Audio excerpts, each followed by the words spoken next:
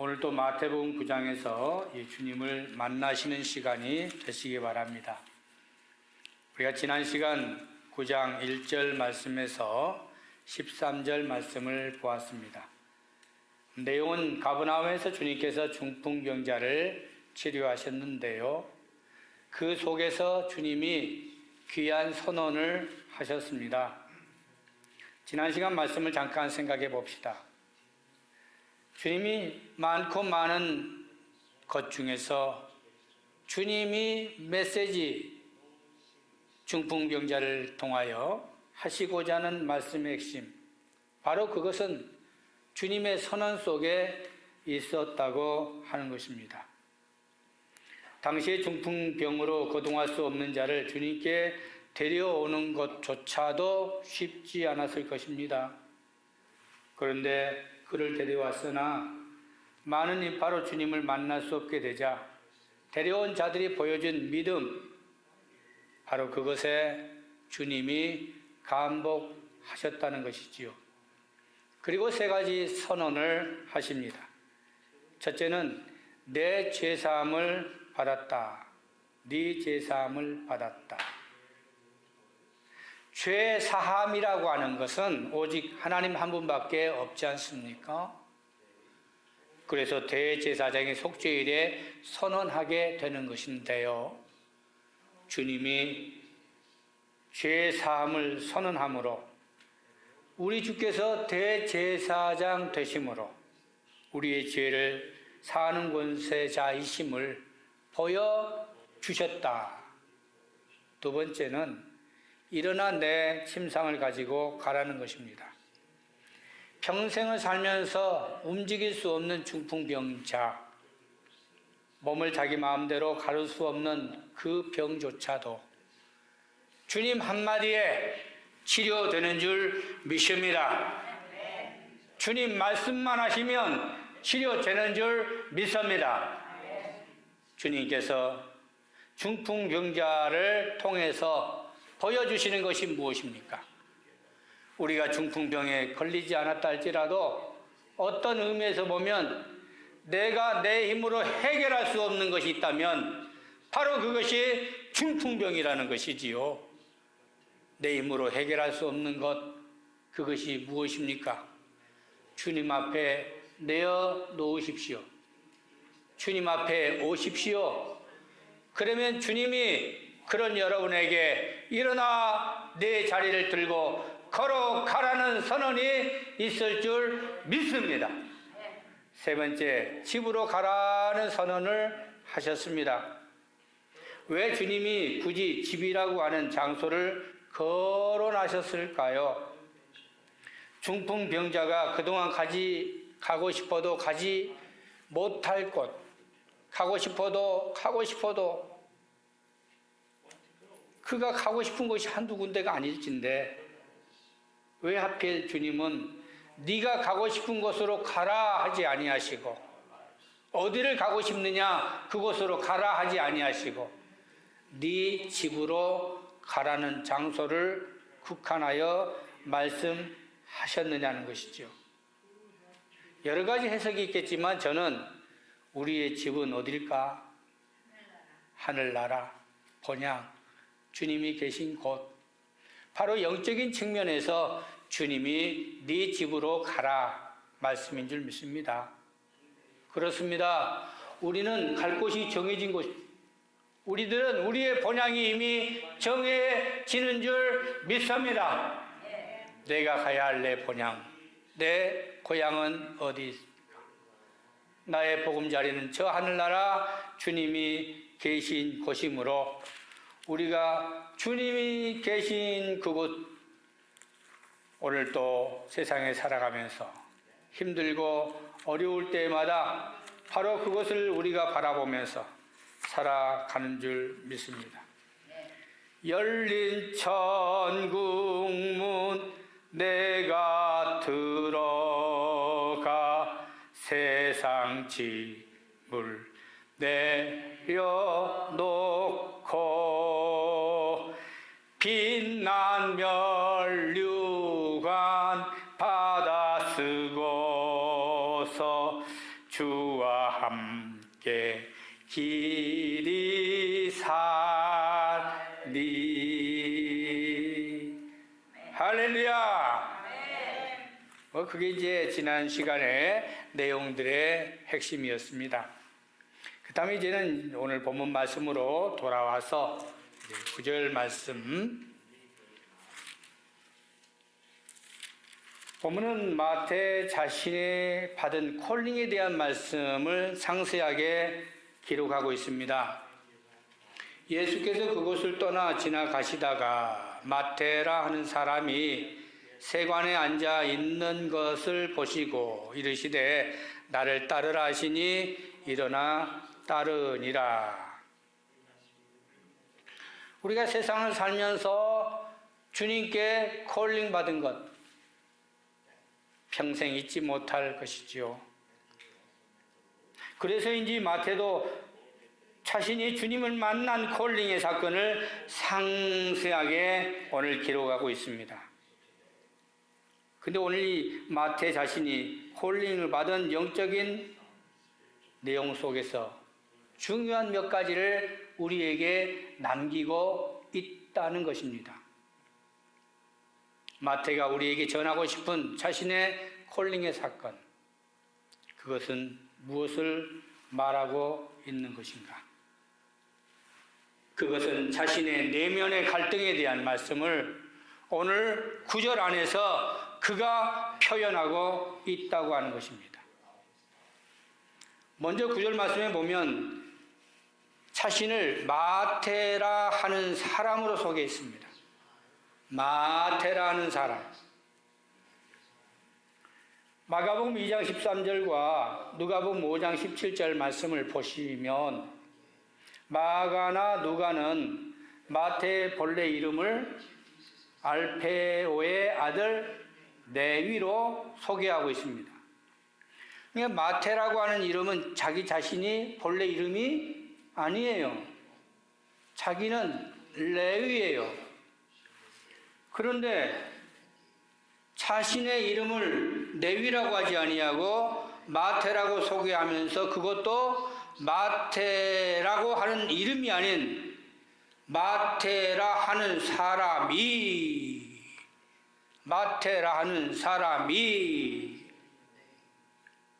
왜 자신의 이름을 두리둥실하게 마태라 하는 사람으로 그가 소개했을까요? 네위는 그의 과거의 이름, 네위가 아닌 마태라고 하는 이름을 통하여 그 자신이 무엇인가 우리에게 남기고자 하는 메시지가 있었다는 것이지요. 네위의 삶은 어떤 삶입니까? 그 네위의 삶은 그의 직업에서 잘 보여주고 있습니다. 오늘 9절 말씀에 보면 과거의 그의 모습은 세관에 앉아 있는 것이라고 세리의 직업을 가진 레위에 대해서 우리가 생각해 보자는 것입니다. 당시 세리라고 하는 직책은요, 로마의 청부업자로서 백성들의 재산을 늑탈하고 백성들의 재산을 강탈하는 더럽고 간교한 자였습니다. 그래서 그런지 10절 말씀에 보면 10절에 그 세리에 대해서 세리는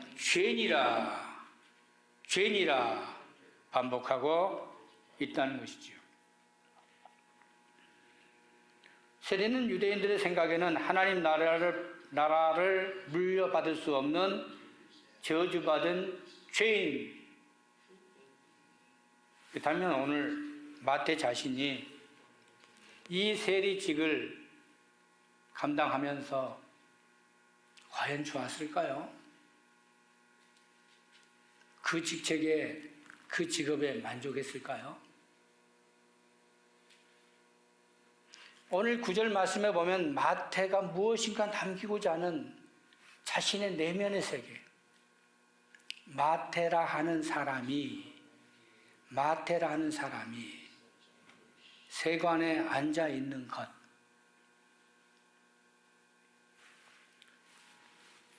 사회적으로 손가락질을 받았고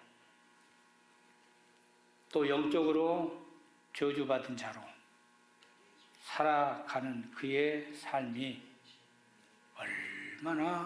얼마나 괴로웠을까. 그런 그의 갈등이 있었기에 그는 메시아가 오셨다는 말씀을 듣고 뛰어갔습니다.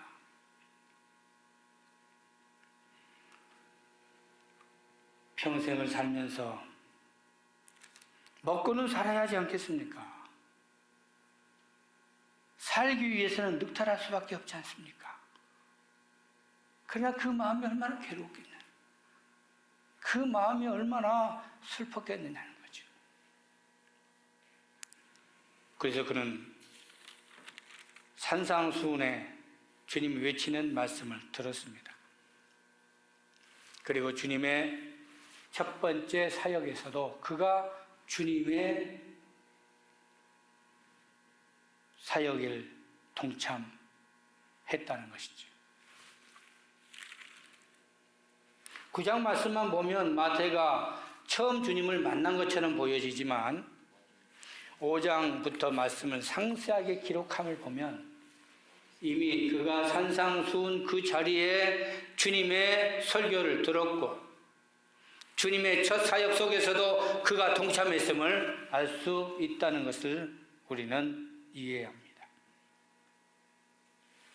괴로웠던 그 마음 심정, 그런데 그것을 주님이 아셨다는 것이죠.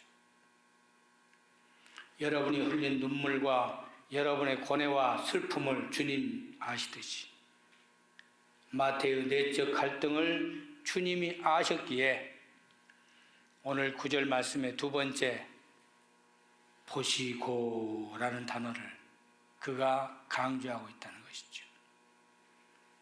주님이 보시고 무엇을?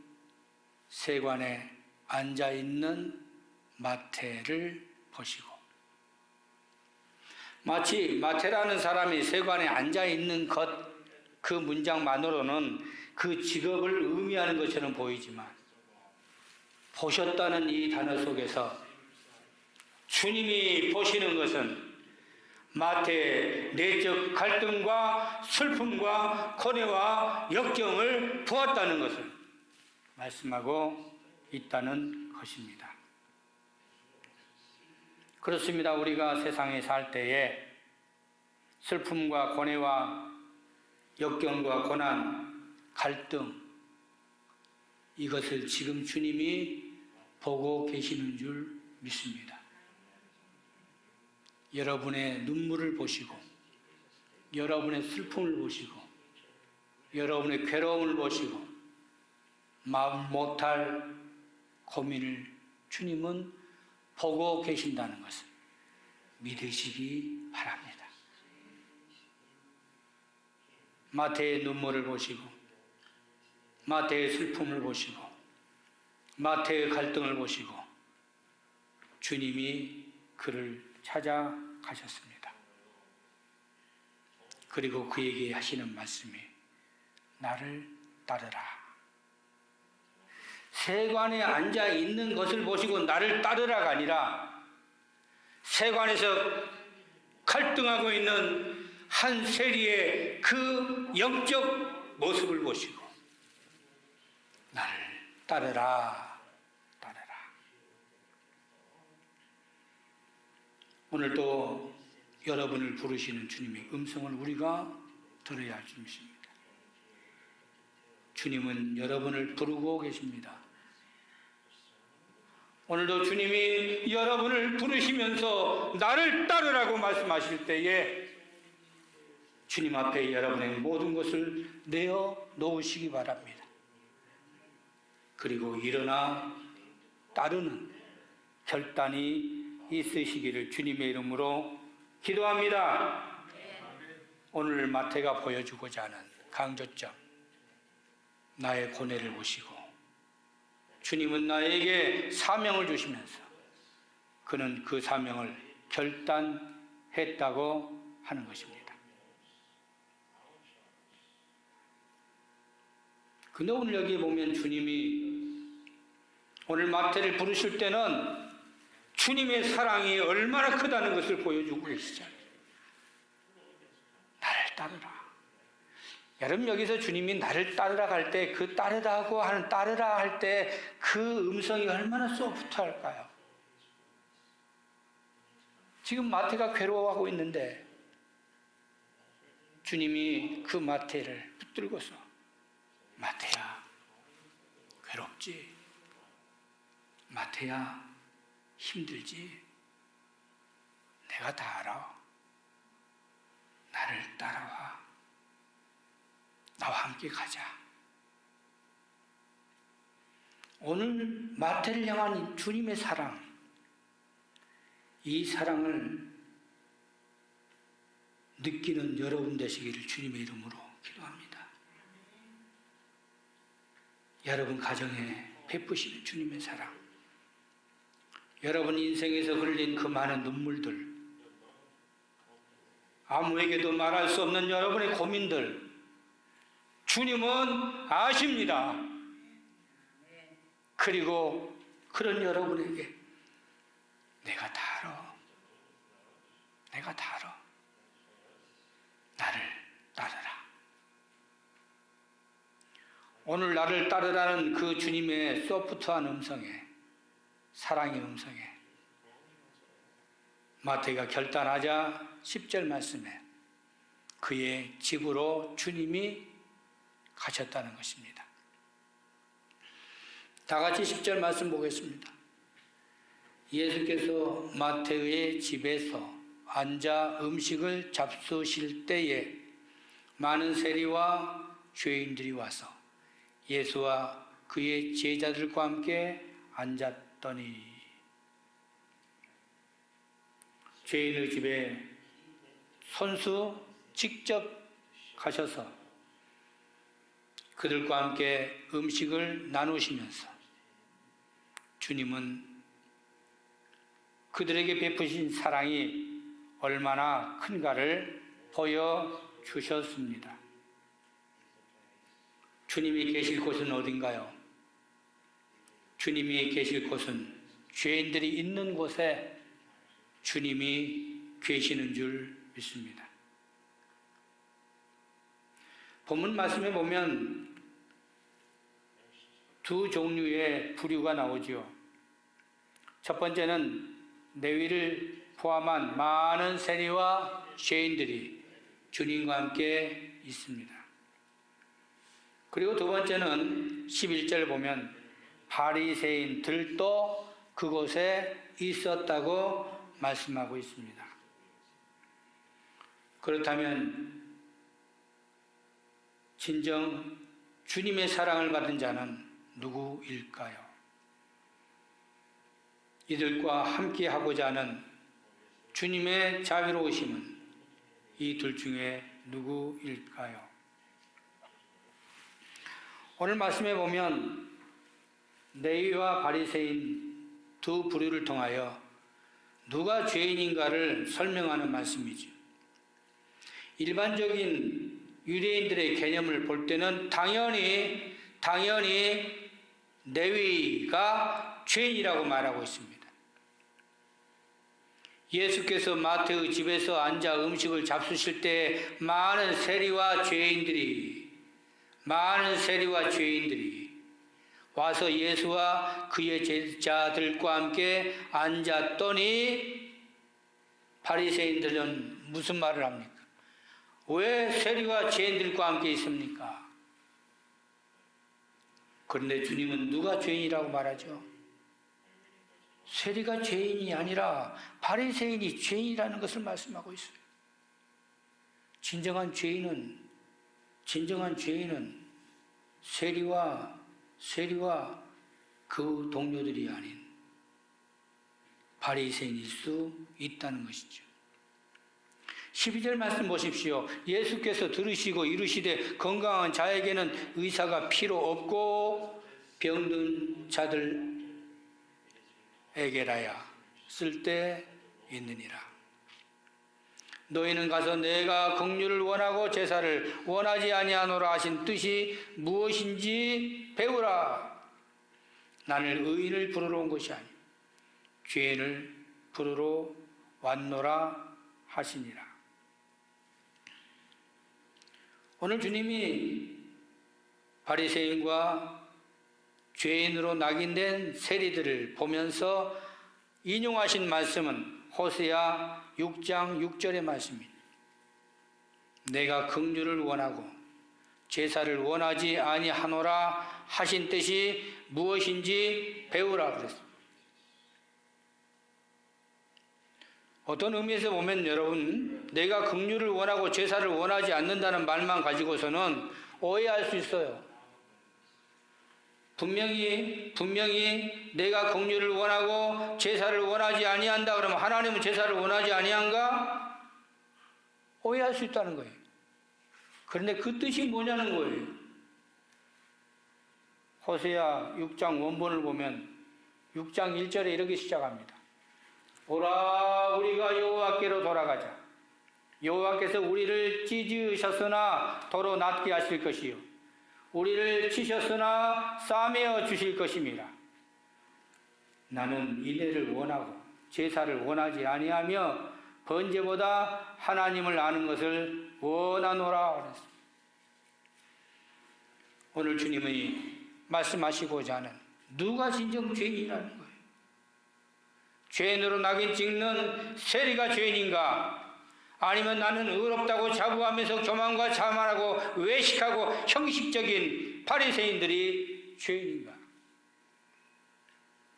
주님은 호세아 6장 6절의 말씀을 인용하시면서 내가 있어야 할 곳이 어디인가?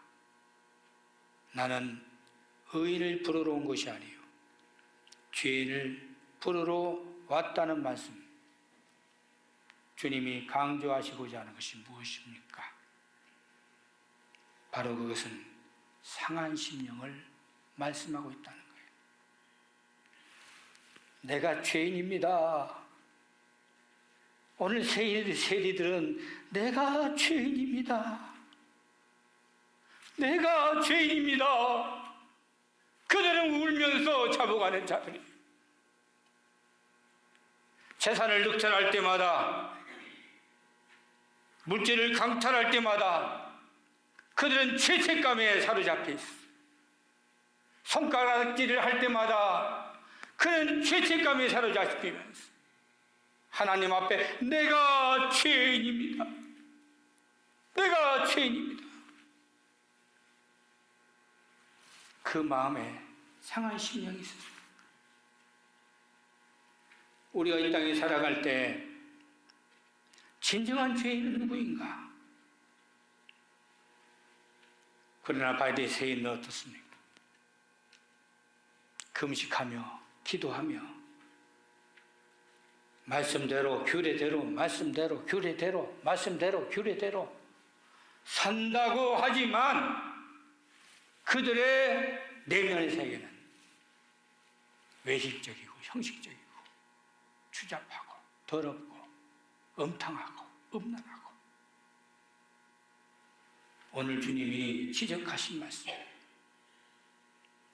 오늘 마테라 하는 사람이 세관에 앉아 있는 것을 보시고라는 말씀의 주제를 통해서 진정 죄인이 누구인가를 우리에게 남기고자 했다는 것이죠. 그렇습니다. 오늘 9절에서 17절 말씀, 바리새인들은 외식적이고 형식적인 것을 내세웠습니다. 금식을 하지 않느냐, 금식하느냐를 따졌잖아요. 14절 보십시다. 그때 요한의 제자들이 예수께 나와 이르되 우리와 바리새인들은 금식하는데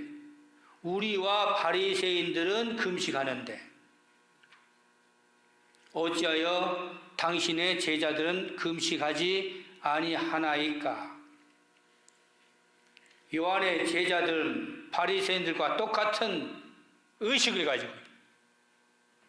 우리와 바리새인들은 금식하는데 어찌하여 당신의 제자들은 금식하지 아니하나이까? 외식과 형식에 젖어 사는다. 금식을 하면 뭘까요?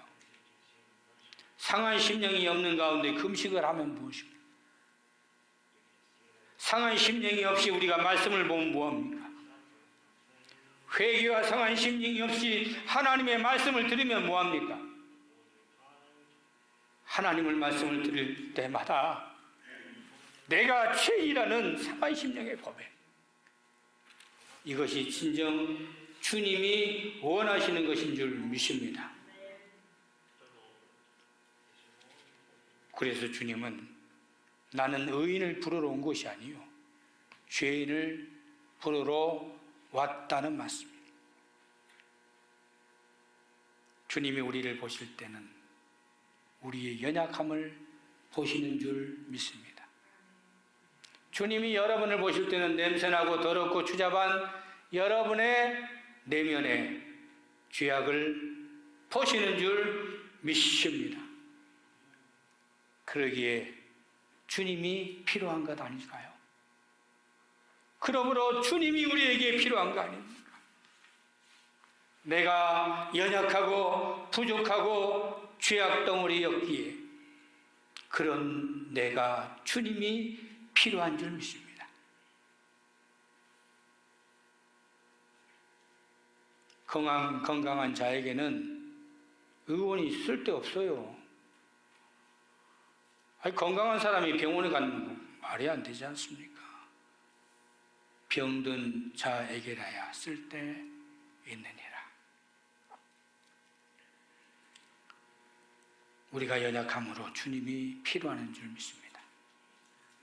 여러분들이 부족함으로 주님이 필요한 것인 줄 믿습니다. 오늘 주님의 이 말씀, 그래서 마태는 이 사실을 우리에게 알리고자, 우리에게 전하고자 이 메시지를 통하여 내가 세관에 앉아 있는 것을 주님이 보셨다고 강조하고 있습니다. 이제 말씀의 결론을 맺어봅시다. 오늘 세대들과 바리새인 두 부류를 통하여 누가 진정 죄인인가는 질문을 하고 있습니다.